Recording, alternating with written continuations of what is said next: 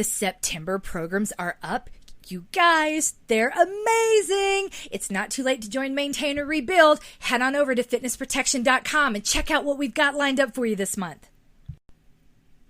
Of course I speak my mind. My head would explode if I kept all this shit to myself, y'all. Hi, this is Coach MK, and this is the Morning Mantra.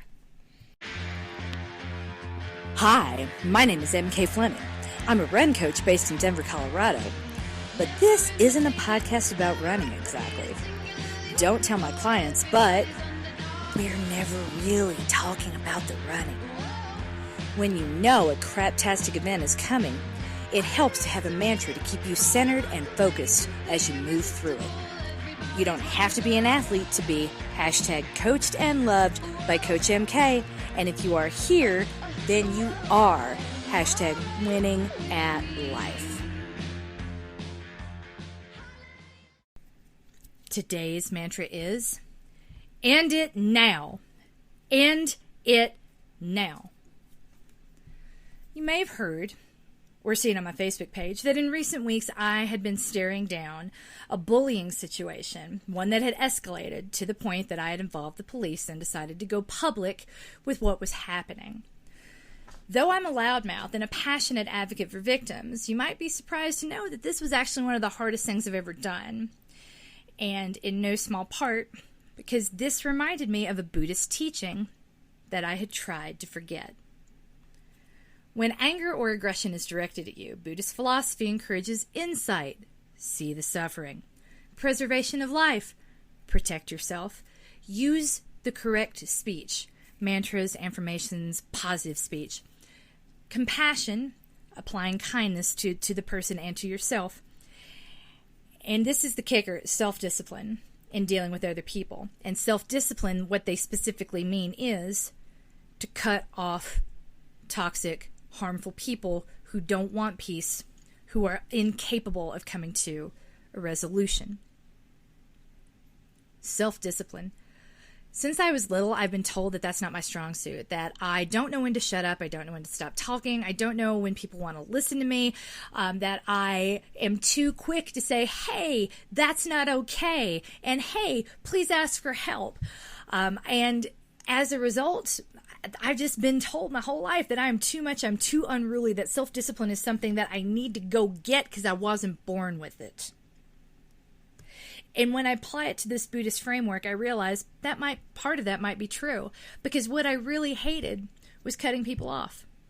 So this didn't make any sense to me. I wanted to fix situations. I wanted to make peace with people whose anger wasn't really my fault, but was very much my problem.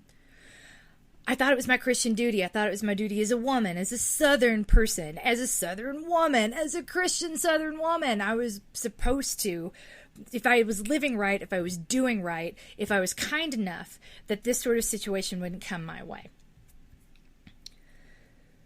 What no one ever told me was that kindness can't fix everything. Buddhists knew that, though. Sometimes bullies become dangerous. They become aggressive and violent when they realize that no one is going to come to your rescue. And this requires us to learn how to remove ourselves from these situations. Buddhists call it cutting off. And when you learn to cut off any negative situation, emotion, or response that can potentially cause you harm, then you are actually doing what the Buddha wants you to do, which is value the life that you've been given.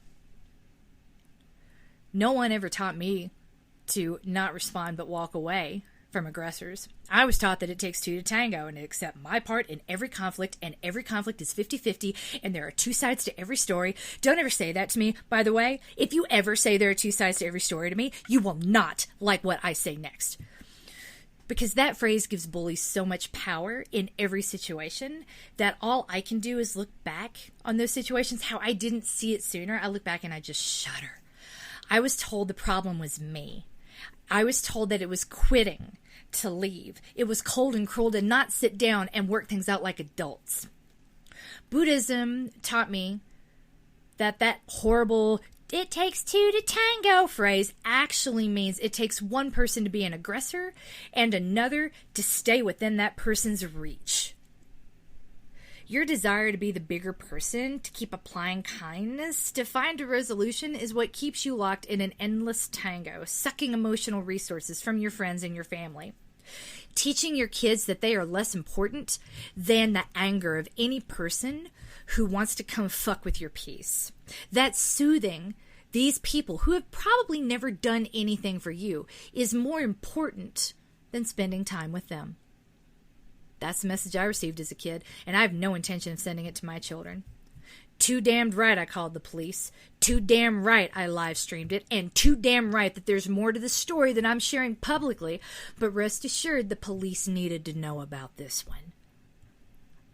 I don't like being that person. I'm well aware that it looks dramatic. I'm well aware that I look like a tattletale. I'm well aware that you might not have made that phone call if you'd gotten the same card. But I swear, if you'd actually been walking in my shoes for the past month, you would have made the same decision I did. Only you might have made it a little bit sooner. I don't like using my platform this way, and it fascinates me more than just a little bit how a lesson I failed to learn 15 years ago found its way to me again today. Cutting off someone who is trying to cause you harm is a great act of self-discipline, and it's exactly what we are expected to do. Cutting off someone who takes no accountability for their part in that harm, even if you think that person is a victim too, that is an equally great act of self-discipline. All these years, I thought I lacked discipline because I couldn't keep my mouth shut, because I wanted justice, because I tattled, because I asked for help, because. Now at 41, I see that I was disciplined all along. It's not about taking abuse. It's not about being so good that abuse never comes your way. It's about stopping it. It's about teaching my kids that they don't owe anyone talking it out, that not every conflict is 50-50, and that tattling is exactly what they need to do consistently. And do not hesitate to get me involved if an authority figure refuses to help them out. I'm not afraid to call the police. I'm not afraid to speak to the manager. I'm not afraid to call the superintendent, and I'm not afraid to show up with attorneys. Bullies need to be afraid of breaking the law when trying to intimidate me or my children, even if it means that some people never speak to me again. Cutting people off is the Buddhist way. Who knew? I'm not going to blame you for doing it, and I'm not going to let you come at me for it. So, the mantra.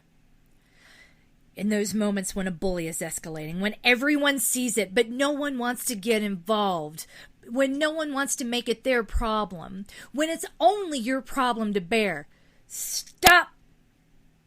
Hear my voice in the back of your head saying, "End it now."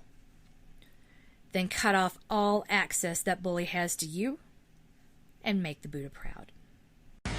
You are coached, you are loved, and you are winning at life.